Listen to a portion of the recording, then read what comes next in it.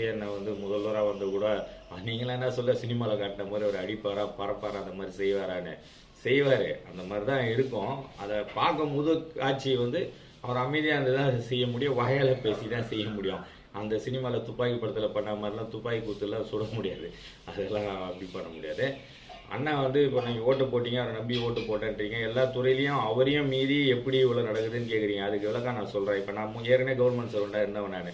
இப்போ நான் மறுபடியும் இப்போ நான் கவர்மெண்ட்டில் இருக்கிறேன்னு வைங்களேன். இப்போ என்னை யாரோ ஒருத்தர் வந்து, நான் என்ன மட்டும் சொல்கிறேன், யாரோ ஒருத்தர் வந்து கூப்பிட்றாங்க, தம்பி என்னப்பா எவ்வளோப்பா சம்பளம் வாங்குறேன்னு கேட்குறான். 40,000 ரூபாய் வாங்கினேன் சார் அப்படின்றாங்க. ரிட்டைர்மெண்ட் எவ்வளோப்பா கிடைக்கும்? ஒரு 20 லட்ச ரூபாய் கிடைக்கும் சார், அதுவும் 2003 பென்ஷனும் கிடையாது சார் அப்படின்வேன்.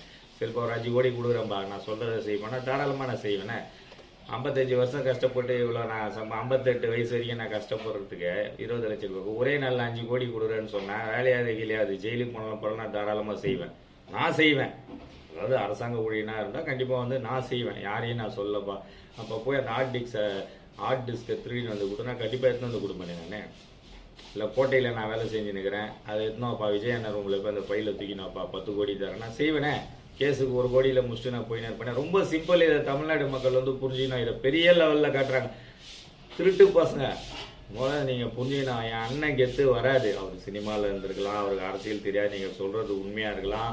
அதெல்லாம் 26 நாளைக்கு முன்னால் எதுனாலும் வந்து நீ படித்து நீ இந்த பட்டத்தை வாங்கினா கூட உனக்கு வந்து 3 வருஷமோ இல்லை 4 வருஷமோ ஆகும்.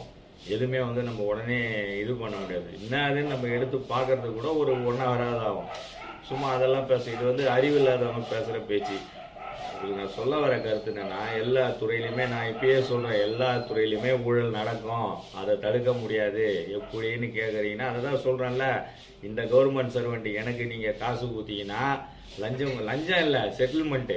பெரிய லெவலில் பேசும்போது அப்படி தான் செய்வாங்க. ரிஸ்க்கான மேட்ரு எடுக்கும்போது ரிஸ்க் எடுத்தால் தான் ரிஸ்க்கு. இதுதான் உங்களுக்கு தெரியாதா? இல்லை மறைக்கிறதுக்கோ ஒளிவு முறையோ எதுவுமே கிடையாது. இதுதான் பாயிண்ட்டு, நீங்கள் புரிஞ்சுக்கணும்.